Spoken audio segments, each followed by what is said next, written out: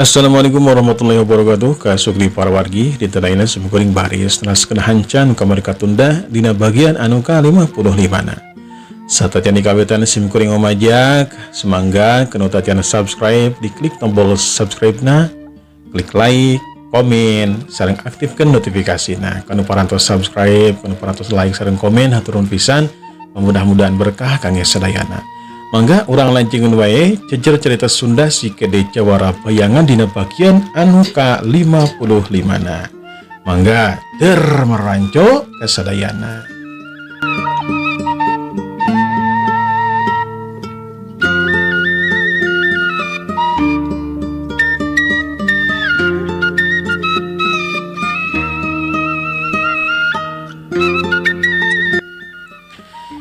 Sejak kawalah harita teh ngadeketan ka Nyi Puspa. Siap, tak. Nyi Puspa harita ditotoku sejak kawala. Badan Nyi Puspa leles taya tangan pangawasa. Sejak kawalah harita teh mangku Nyi Puspa dibawa ka hiji imah anu deket didinya. Puguh we anu di jero imah harita teh kalaluar singgara jeleng sieuneun ku sejak kawala. Arindit sia. Dewe keduk susuka anjing Nyi Puspa. Awas. Ulah aya nu wani-wani ngaganggu besi podaran ku dewe. Sareng harita teh teu bisa kukumaha, jalma-jalma aya anu lompatan ngajauhan, aya oge anu caricing di buruan eta imah. Mang tata harita teh nyokot suling Nyi Puspa anu ngegoler dina taneuh. Juduluut harita teh ngaragrakeun cai socana, sedih di dina teu bisa dulungan ka Nyi Puspa. Sejak kawalah harita teh geus aya di jero kamar, paragadal baju Nyi Puspa tilaanan kabehanana. Saterusna nama sejak kawalah harita teh ngagarap ka Nyi Puspa. Nyi Puspa harita teh ngajerit dina jero hatena teu rido digadabah kahormatanana ku sejak kawala. Nyi Puspa harita teh sasambat ka indung bapana, sasambat ka si Kede jeung sasambat ka guruna sang kanulungan ka dirina. Sanggeus aya kana setengah jamna sejak kawalah harita teh kaluar ti jero imah. Anu aya di buruan harita teh cing balacira lompatan sieun ku sejak kawala. Sejak kawala harita teh leumpang, sajeroning leumpang teh seserian jiga anu kilo bae. Lengan katuna harita mata didorongkeun ka imah-imah anu rajeg di sisi jalan. Barasat cahaya kana eta imah jegur kahuruan, barasat jegur atuh puguh we anu di jero imah harita teh kalaluar kabehanana teu sirik nalaloncatan. Nampo batur menang katunggaraan sejak kawala mah bungangan pisan. Turilat sejak kawala harita teh ninggalkeun eta lemur. Kocapkeun di sisi lemur harita aya jajaka keur ngadigle leumpang sup ka eta lemur. Katingali ku eta jajaka teh loba jalma anu lalompatan. Eta jajaka teh jadi penasaran aya kajadian naon anu sabenerna. Eta jajaka teh menggatan anu lompat, ragreg harita teh eureun lompatna hok sejak kawala. Aya naon lur lompatan kitu? Diudag meong atawa aya jalma jahat? Hok anu saurang harita teh cumarita bari jeung renghap rancuk da puguh capek. Aya jalma jahat kan tuh. Di ditu tuh kan aya jalma jahat. Jalma jahat teh anu katelah si Kede. Alah capanyeur. Ngadenge ceritaan eta budak si jajaka teh kerung. Buru-buru harita teh asup ka pilemburan. Kasampak teh loba jalma anu ngagaloler. Eta jajaka teh nyobakan urat nadi dina beheungna anu ngagaloler. Tetela geus marawat kabehanana. Sanggeus kitu seleuna kadegeteun imah didinya loba jalma ngakimung. Ari asup ka jero imah mah teu kitu we ngakimung di luar. Eta jajaka teh harita ngadeketan ka hiji lalaki anu taya lian ti Mang Tata. Hok harita. Punten Bapak. Aya kejantan naon ieu teh salerasna? Enggal sanggapkeun ka kula susuganan we kula tiasa ngabantos. Mang Tata harita teh mencorong ka eta jajaka. Hok harita. Ari anjeun teh saha? Kisana? Kula mah kakara panggih ayeuna. Mang Tata kalah malik tumanya. Hok eta jajaka teh. Kula anu katelah wulung. Tadi kula teh ningali loba jalma anu lompatan. Umatak buru-buru datang ka dieu. Saha jalma anu nyin kakacauan teh Papa? Tetela kaum dangu eta jajaka teh si wulung. Pok Mang Tata. Nyeta tujang. Tadi teh aya jalma jahat ka dieu. Ngakona nama si Kede jang. Ketingali ku ujang oge tuh. 20 orang balada mang dalam luka behanana. Sareng pun anak dikadabah kehormatan ajang. Mang teh kacida sedihna. Di mana jalma jahat mang, kukula bakal susul ayeuna kene. Geus indit ka ditu tujang. Bisa katingali pangitan ku ujang oge loba imah warga nu diduruk. Sakabeh warga oge pacewe jang tingali tuh. Pacewe maraman sana. Karunya mang-mangan mang oge datang bisa kukumaha tuh jang. Si bulung harita teh ningali ke belah kulon teh telah haseup penikan kamulek. 8 imah warga geus diduruk ku si Jakawala. Sadar kana eta kayaan si bulung harita teh ngajururat ngadeukeutan ka imah warga anu kahuruan. Si bulung nulungan make jurus-jurusna sangkan imah warga teh buru-buru pareum. Nyadina waktu anu singket sakabeh imah warga geus pareum, ngana jakal si bulung datangna telat sakabeh imah anu kahuruan teh moal bisa dipake deui. Lantaran kabehanana geus dihakan ku seuneu. Sanggeus seuneu pareum, si bulung harita teh balik deui manggihan ka Mang Tata. Kalacat ka jero imah sup ka kamar, ana breh teh aya anu kerenang karak bengkang tanpa busana. Tetela eta teh Nyi Puspa. Nyi Puspa harita teh aya dina kayaan anu sadar, socana harita teh neuteup ka si bulung. Perbae cai socana harita ngalembereh mapai pipina, ngarasa sedih jeung era ditingali ku jalma sejen. Si bulung rikat makekeun baju ka Nyi Puspa. Dina waktu anu singket geus beres. Siap, tak. Totokan Nyi Puspa harita teh dipulihkeun. Nyi Puspa ayeuna mah bisa gerak deui. Kargitu torojol teh bitati sup ka jero imah sup ka kamar. Kabrug harita teh ngarangkul ka Nyi Puspa. Duanana harita teh paungku-ungku bari jeung rambisa kuci mata. Sedih alatan Nyi Puspa parantos dikadabah kahormatanana ku si Jakawala. Si bulung rikat keluar teh jero imah terus mangku sakabeh layon dijajarkeun. Mang Tata sok sanajan masih kene tagewar hati, neger-neger maneh harita teh marentah ka anak buah anu sejen sangkan mulasara sakabeh layon. Si bulung harita teh pakpik-pek dibarengan ku balada Mang Tata. Kula warga anu masih kene aya harita teh manggihan heula layon anakna. Dirangkul heura berejeung diceng-cerikan. Nya sanggeus kitu mah dipulasara. Kasugri para wargi urang gancangkeun ieu carita, kocapkeun geus beres weh dikurebekeun. Jalma-jalma anu imahna diduruk aya anu ngungsi, aya oge anu cicing di imah tatanggana. Kasugri para wargi mangsa alam sore teu karasa rakata kreup poek. Mang Tata bitati sareng Nyi Puspa parantos aya di bumina. Kabeneran bumina Mang Tata mah salamet henteu diduruk ku si Jakawala. Di bumina Mang Tata loba jalma anu miluan caricing. Si bulung oge harita teh aya ngabeberah ka Nyi Puspa. Si bulung ngarasa karunya ka Nyi Puspa anu geus digadabah kahormatanana ku si Kede mamalihan. Nyi Puspa teh cumarita kitu we ngahulung bari jeung rembay ku cimata. Sararea ngabeberah sangkan Nyi Puspa henteu sedih, pok harita teh si bulung cumarita. Nyai kedah sabar, akang ngartos sareng tiasa ngaraoskeun kana kayaan Nyai dina waktu ayeuna. Nyuhunkeun jiar pangduana we ti Nyai, ti Mamang sareng ti Bibi. Dina wengi ayeuna oge kula sejamiang milarian si Kede anu ngadamel karuksakan sareng kakaceuan da pasti bakal dongkap ka lembur anu sejenna. Mohon jang umang sakulawarga didoakeun pisan pamudah-mudahan ujang hasil maragatkeun nyawa si Kede mamalihan. Ya sanggeus kitu mah si bulung harita teh munjungan ka Mang Tata sareng ka bitati teras neuteup ka Nyi Puspa. Nyi Puspa harita mah neuteup ka si bulung. Luk we Nyi Puspa teh tungkul lantaran ngarasa dirina ayeuna mah geus hina. Si bulung harita kaluar ti imah Mang Tata, curelat ninggalkeun imahna Mang Tata. Jadi si bulung harita teh cucurelatan sangkan teh tapi kalamur anu sejen. Teu kacaturkeun lila di jalana si bulung harita teh geus tepi weh kalamur anu sejen. Si bulung harita teh langsung asup ka eta lamur bari jeung rerencepan. Tetela di eta lamur teh teu aya kajadian naon-naon. Teu aya tanda-tanda keributan. Si bulung harita teh laluncatan dina susunan imah, celeng kalayang ciwai celik, celeng ciwai celik. Si bulung ngarasa aneh, lemur eta mah salamet henteu diruksak ku si Kede mamalihan. Celeng curelat, si bulung harita teh ngadeukeutan ka sisi lemur, susuganan we si Kede mamalihan teh aya di dinya. Tetela teu aya jalma anu ngulampreng. Anu akhirna mah sebelum harita teh tiuk dina dahar tangkal kai barejeng nyarande susuganan we si Kede memalihan teh aya kadinya. Nepi ka keluar pajar si Kede memalihan teh teu ka tembong irung-irungna acan. Poron poe harita teh medal ti belah wetan nyangan buana panca tengah. Manuk-manuk harita recet jeung pada baturna dina tetangkalan. Si bolung harita teh luak liek sugan we aya nu datang. Tetela teu aya seorang oge anu datang ka eta lembur. Pangesi lembur geus aktivitas seperti biasa. Aya nu ka sawah, dagang, ngelasuluh jeung sajaba-sajabana.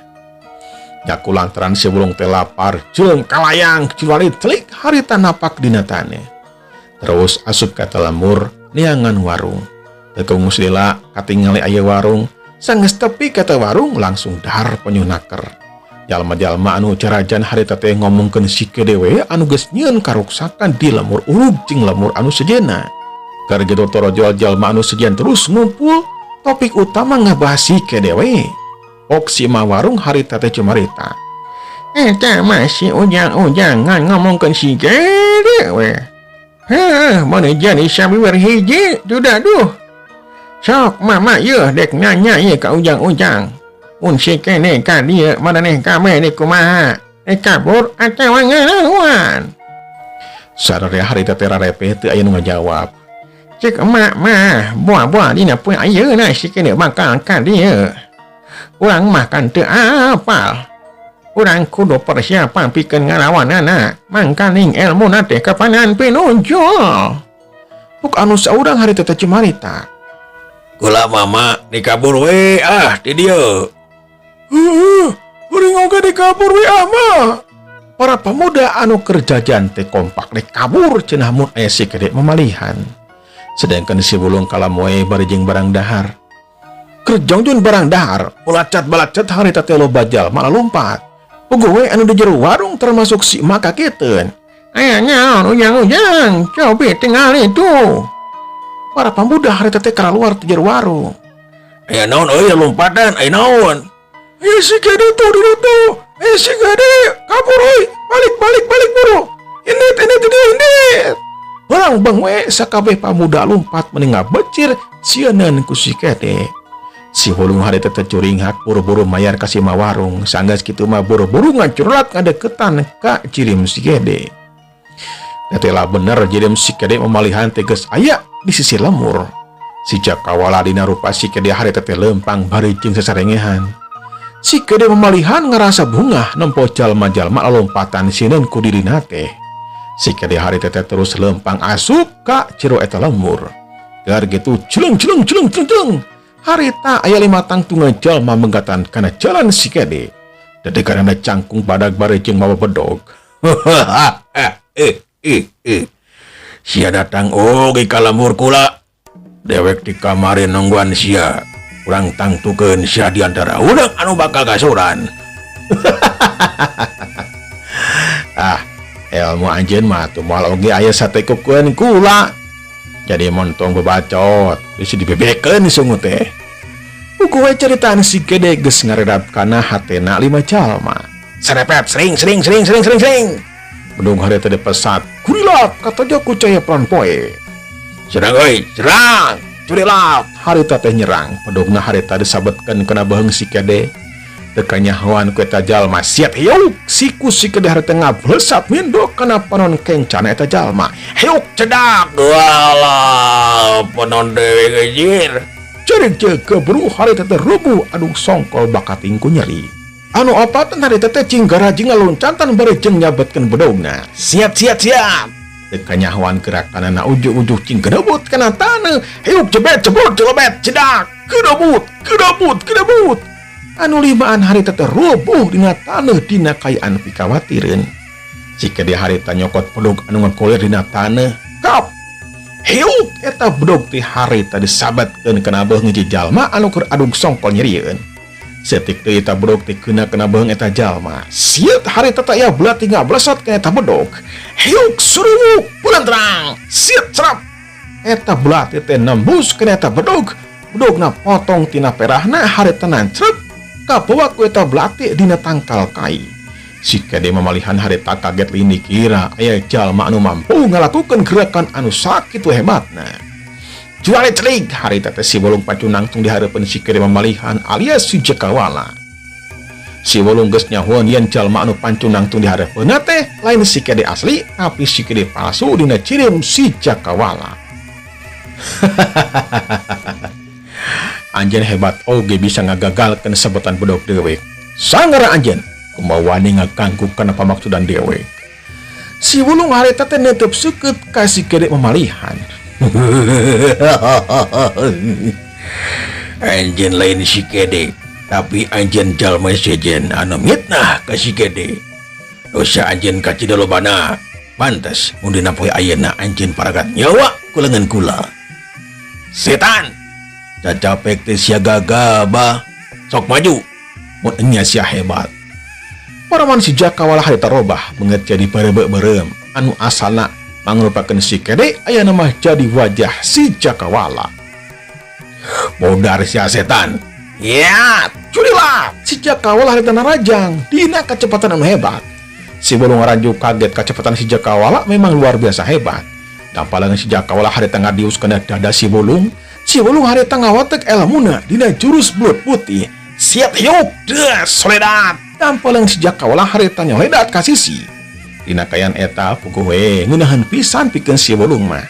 Heuk harita leungeun katuna mindo puhu cenah si Jakawala dina jurus hanteman karang. Heuk jebet galeong si Jakawala harita dek rubuh. Julung si Wulung harita nyusul tapus ngajejek dadana si Jakawala. Heuk jebet kena pisan kana dada si Jakawala.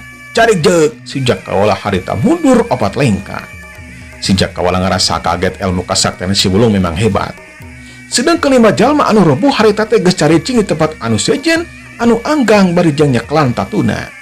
Jalma-jalma harita teh lalajo tinu anggang sok bisik ka barerang. Setan teh sangaran sia goblok. Sok ulu sebutkeun. Si Wulung harita teh nyerengeh semua ka si Jakawala.